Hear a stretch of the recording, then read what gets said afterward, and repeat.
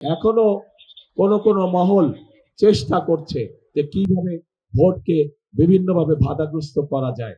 তাদের বিভিন্ন লোকজন গিয়ে, বিশেষ করে যারা মা বোন আছে তাদেরকে গিয়ে বিভিন্নভাবে তাদের ওই এনআইডি নাম্বার নেওয়ার চেষ্টা করছে, তাদের বিকাশ নাম্বার নেওয়ার চেষ্টা করছে, এইভাবে করে তাদেরকে বিভ্রান্ত করার চেষ্টা করছে।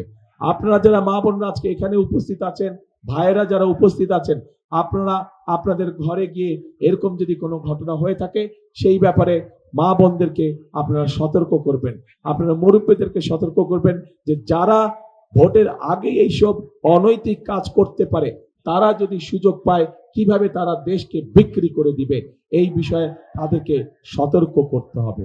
প্রিয় ভাই বোনরা, এইবার কিন্তু ভোটের দিন যে শুধু ভোট দিতে যাব বলে ধীরে সুস্থে যাব তা করলে কিন্তু ক্ষতির সম্মুখীন হতে হবে। আমাদেরকে ভোট দেওয়ার প্রস্তুতি গ্রহণ করতে হবে।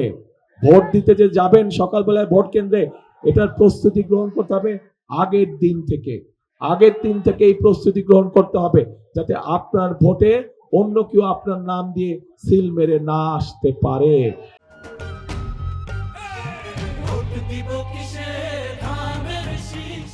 এই ব্যাপারে সতর্ক থাকতে হবে এবং যার যার এলাকার ভোট কেন্দ্র, সেই ভোট কেন্দ্রে আপনাদের সতর্ক দৃষ্টি রাখতে হবে, যাতে যারা যারা ভোট দিতে চাচ্ছে, যারা যারা ভোটার, অবশ্যই তাদের ভোট দেবার অধিকার আছে, কিন্তু সঠিক লোকটা ভোট দিচ্ছে নাকি অন্য কোনো এলাকা থেকে এসে তার নাম দিয়ে কেউ ভোট দিচ্ছে, এই ব্যাপারে আপনাদেরকে সতর্ক থাকতে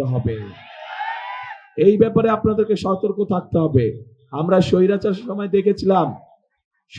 সময় আমরা দেখেছিলাম বিশেষ করে মা বোনদের যেই ভোটের কেন্দ্র থাকে সেখানে আমরা দেখেছিলাম যে মা বোনদের লাইন থাকে, কিন্তু সেই লাইন আর এগোয় না।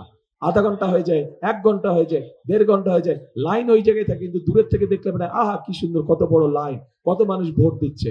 কাজে এই ব্যাপারে আপনাদেরকে সতর্ক থাকতে হবে। ভোটার অবশ্যই ভোট দিবে যার যার ভোট কেন্দ্রে, কিন্তু সতর্ক থাকতে হবে যে সেই ভোট কেন্দ্রে যে ভোট দিচ্ছে সে সত্যিকার ভাবে সেই ভোট কেন্দ্রের ভোটার কিনা। বিশেষ করে মা বোনরা এই পাশে আছেন, আপনাদেরকে এই দায়িত্বটা বেশি করে পালন করতে হবে।